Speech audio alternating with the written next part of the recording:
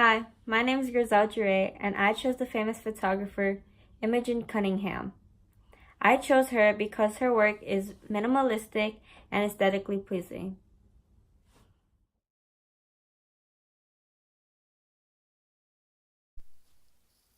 The famous photographer I picked is Imogen Cunningham. She photographed plants, industrial landscapes, and hands. Her photos were in black and white because her medium was gelatin silver print. I found her photos to be minimalistic, aesthetically pleasing, and ambiguous. That is why I picked her as my famous photographer. Imogen Cunningham was born on April 12, 1883, in Portland, Oregon. Her parents' names were Isaac Burns Cunningham and Susan Elizabeth Cunningham. She has 9 other siblings. She photographed her family on multiple occasions. As a child, she lived in Seattle, Washington. She was interested in photography since childhood and was given art lessons, a luxury her family could barely afford. She attended the American School of Art in Scranton, Pennsylvania, and the University of Washington. In 1915, she married Roy Partridge. They had 3 children, Rodal, Padraig, and Griffith Partridge. As an adult, she lived in Seattle, Washington, and then moved to San Francisco, California. She co-founded the group F64, a group of San Francisco photographers who shared similar styles and interests. She died on June 24, 1976, in San Francisco, California. Her enthusiasm for photography was rekindled when she saw the photographs of the photographer Gertrude Casebeer. Casebeer also supported the idea of women taking up photography as a profession. Imogen's collaboration with Edward Weston led to their forming of the Purist Movement Group F64. Dedicated to her responsibilities as a mother, Imogen closed her portrait studio. To satisfy her need for making photographs, she turned her cameras instead to her family.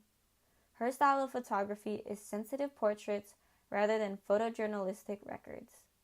Her photos were sharply focused and carefully framed.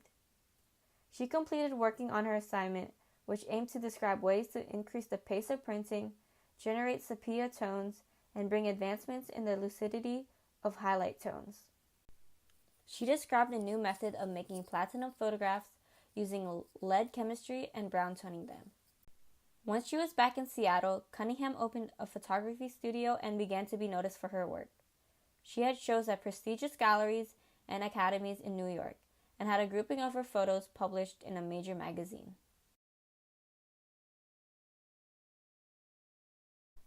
The title of the photo is No Ball Playing, and it was photographed in 1967. The subject of the photo is a child. The photo shows texture because it shows the roughness of the cement walls and the spray-painted No Ball Playing. It is shown in the background. The photo shows emphasis. It shows that the boy cannot have fun. This is shown in the middle ground. I would identify this composition as a visual center of interest. The spray paint shows that the boy is not allowed to play ball. It shows that they prevented kids from having fun. The title of the photo is Cemetery in France, and it was photographed in 1960. The subject of the photo is 2 trees and a cross.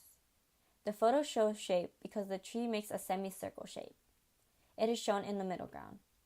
The photograph shows balance. There is a tree on each side of the picture and the cross is in the middle. This is also shown in the middle ground. I would identify this composition as framing. The trees frame the cross. The trees decorate the grave and it leaves a tribute to the person.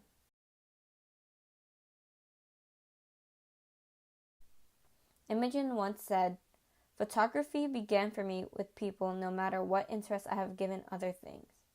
I have never totally deserted the bigger significance in human life. As document or record of personality, I feel that photography isn't surpassed by any other graphic medium."